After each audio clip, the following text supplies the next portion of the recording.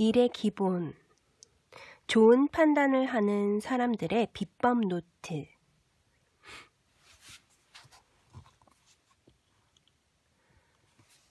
당신의 일이 잘 돌아가게 하려면 무엇이 중요할까? 지식, 경험, 노력, 인간관계, 실행력, 속도, 통찰력 등 여러 가지를 들 수 있겠지만 나라면 판단력을 꼽겠다. 어떻게 하면 좋을지를 결정해야 하는 순간에 직면했을 때 정확한 판단을 할 수 있을까?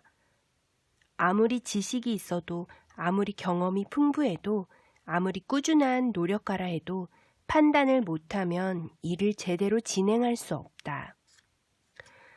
여러분은 판단하는 방법을 배운 적이 있는가?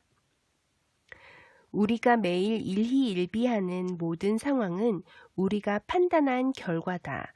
무의식 중에 내린 판단까지 포함하여 우리의 행동은 모두 판단으로 좌지우지 된다. 그야말로 인과관계로 얽혀 있다.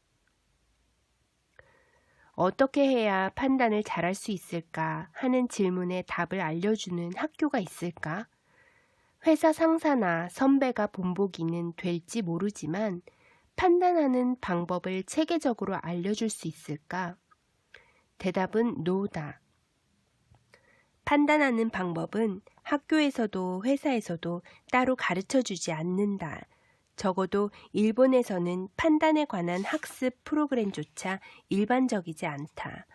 그렇지만 우리는 판단을 내려야 하는 상황을 피할 수는 없다. 업무에서는 판단 능력이 성과나 평가로 바로 이어진다. 그러나 일로서 판단이 필요할 때는 유쾌하지 않는 경우가 많다. 자신 없어. 잘못되면 질책할 텐데 라는 걱정부터 판단 같은 건 하기 싫어 라고 생각하는 사람도 많은 것 같다. 때문에 점점 판단을 멀리한다. 그런데 소위 일 잘하는 사람은 그와 반대로 생각한다. 판단 같은 건 하기 싫어 라고 피하는 것이 아니라 판단을 어렵게 하는 요소를 없애 판단하기 쉽게 만들어간다. 플러스 사고로 판단하는 것이다. 그러면 어떻게 해야 판단하기 쉬운 상황을 만들고 플러스 사고로 판단을 할 수 있을까? 이것이 이 책에서 말하고자 하는 주제다. 업무에 필요한 판단은 다양하고 어떤 일인지에 따라 달라진다. 그러나 판단의 기본은 일반적으로 일맥상통한다. 어떤 회사에서든 일을 잘하는 사람은 판단할 때 반드시 지켜야 하는 기본 규칙을 염두에 두고 정확히 문제를 처리해 나간다. 그래서 일 처리가 빠르다, 실수가 없다, 상대방을 잘 배려한다와 같이 삼박자를 고루 갖추고 일하는 이상적인 모습에 가까워진다. 이 책이 목표로 하는 판단을 잘하는 사람은 다음과 같은 사람이다. 명확히 판단한다. 적절한 때에 판단한다. 판단의 정밀도가 높다. 중장기적 관점이나 전체를 파악하며 판단한다. 즐겁게 판단한다. 당장 좋은 판단의 방법부터 설명하고 싶지만 그에 앞서 또 다른 시각에서 판단에 관해 이야기해보고자 한다. 그리 머지 않은 미래에 인공지능이 우리의 일과 생활에 더욱 깊숙이 파고들 것이라고 한다. 지식인들 중에는 우리 인간이 수행하는 대부분의 역할을 인공지능이나 로봇 같은 기계가 대신해주는 시대가 올 거라 주장하는 사람도 있다. 나 역시 동감한다. 기계가 인간에 가까워지면 우리가 하는 일의 대부분을 기계가 대신하게 될지도 모른다.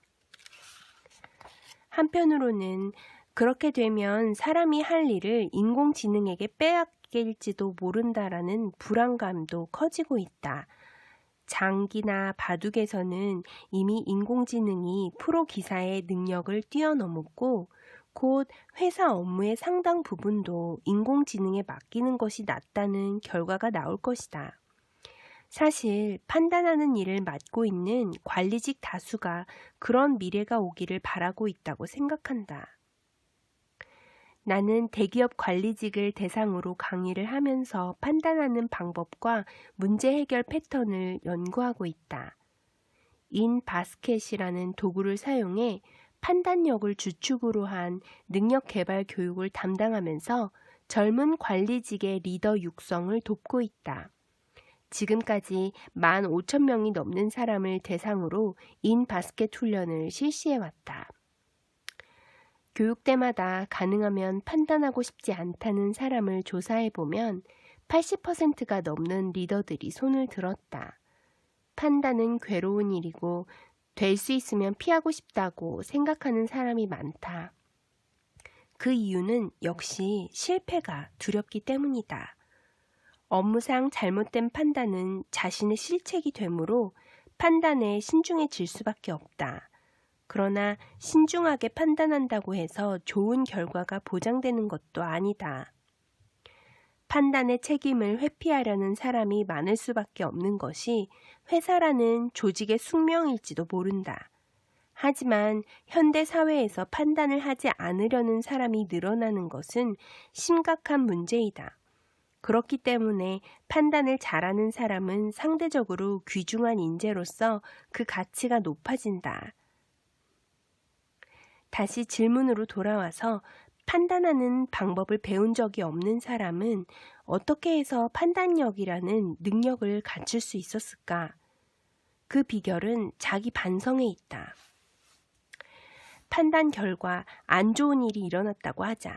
그러면 왜 그런 판단을 했을까 하고 자문하며 같은 일을 반복하지 않기 위해 방법을 고민한다. 나아가 자신의 성향을 파악하면 판단력이 향상된다. 결국 경험을 쌓아 판단력을 높인다는 의미다. 자기 반성은 판단력을 갈고 닦기 위해서 반드시 필요하다. 거기에 더해 이 책에서 설명하는 판단의 기본을 잘 기억하면 자기 판단의 효과는 더욱 높아질 것이다. 부디 판단을 잘하는 사람이 되어 일에서나 일상생활에서나 판단하는 상황을 즐길 줄 아는 사람이 되길 바란다.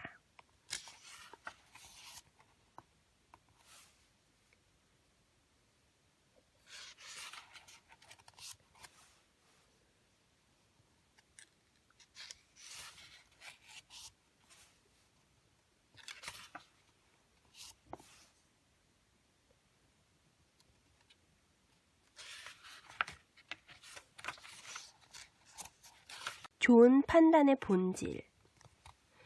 느닷없이 본질이라는 단어를 보고 눈살을 찌푸리는 사람이 있을지도 모른다. 그러나 판단이 무엇인지를 알면 판단하는 일이 쉬워지므로 먼저 생각해보자. 판단이란 무엇인가? 나는 이 책에서 학문적인 분석이나 논리를 설명할 생각은 결코 없다. 아주 간단히 정리하면 이렇다. 그 일을 하고 싶은가? 피하고 싶은가?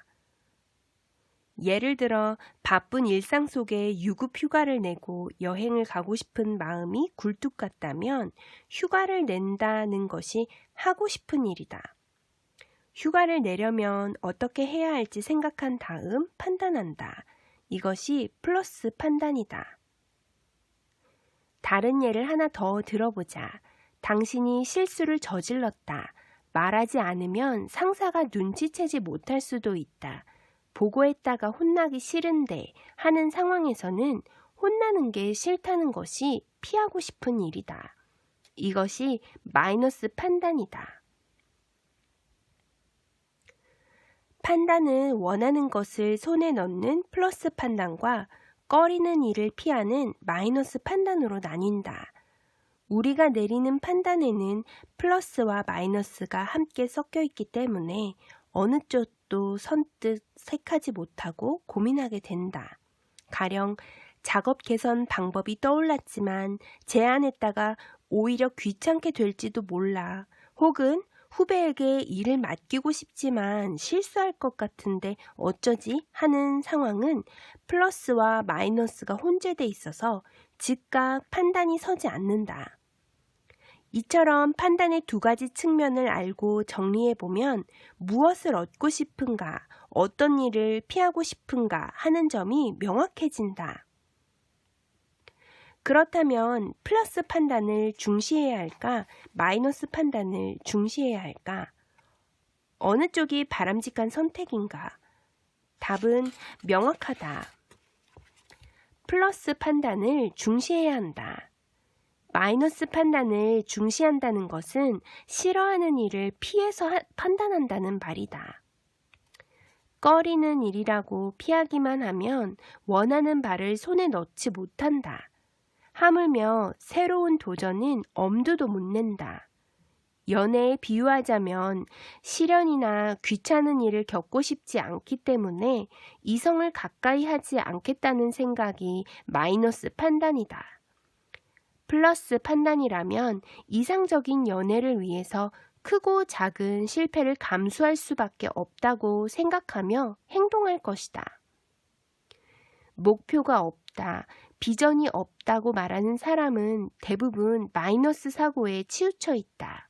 게다가 마이너스 판단만 한다는 사실을 깨닫지 못하고 일상에서의 판단이 원하는 일이 아니라 싫은 일을 피하는 방향으로 쏠려 있다. 그래서는 지금보다 더 나아갈 수 없다.